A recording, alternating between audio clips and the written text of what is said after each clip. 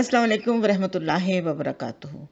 नाज़रीन, मोहतरम बशीर अहमद खान रफ़ीक साहब अल-फज़ल अखबार में मोहतरम डॉक्टर अब्दुल सलाम साहब और ज़ियाउल हक की मुलाकात के हवाले से लिखते हैं कि जनरल ज़िया ने जब रुसवाए ज़माना ऑर्डिनेंस जारी किया जिसमें जमात को बहुत से शायर इस्लाम इस्तेमाल करने से रोका गया तो डॉक्टर साहब को बहुत सदमा पहुंचा।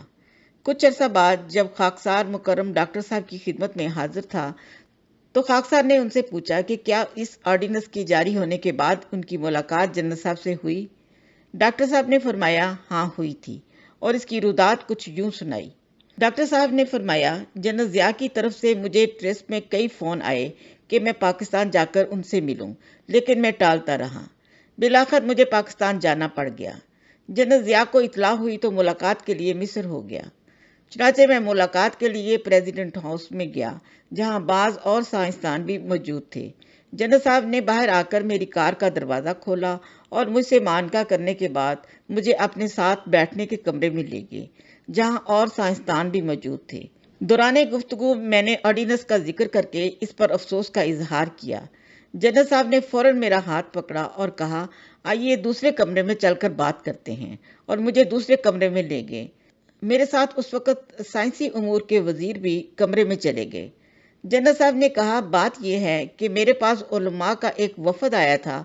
उन्होंने मुझे बताया है कि अहमदी कुरान मजीद में तहरीफ करते हैं, इसलिए वो दायरे इस्लाम से खारिज हैं। डॉक्टर साहब ने जनरल साहब से कहा कि कुरान की हिफाजत का तो खुद अल्लाह ताला ने वादा किया है और कुरान की हिफाजत का काम अपने ज़िम्मे लिया हुआ है, इसलिए अहमदी इसमें तहरीफ कैसे कर सकते हैं।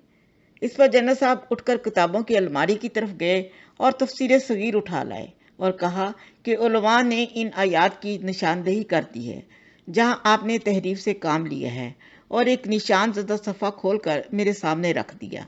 ये आयत खातमुन नबिय्यीन थी।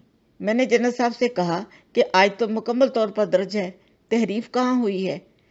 जनरल साहब ने कहा कि आपने आयत के मायनों में तहरीफ की है और बजाय नबियों को ख़त्म करने वाले के नबियों की मोहर तर्जमा किया है, और ये नाकाबिले बर्दाश्त है।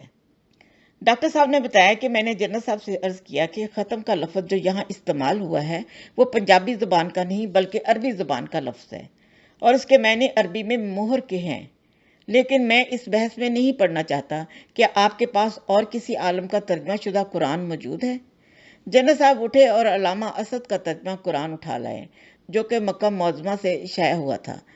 मैंने कुरान मजीद को खोला, आयत खातमुन नबिय्यीन निकाली तो वहां भी तर्जमा सील ऑफ प्रॉफिट्स लिखा था।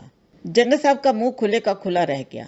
मैंने अर्ज किया कि अल्लामा असद तो अहमदी न थे, फिर उनका तर्जमा सऊदी हुकूमत का शाया करता है, क्या उन्हें भी आप तहरीफ का मुजरिम करार देंगे।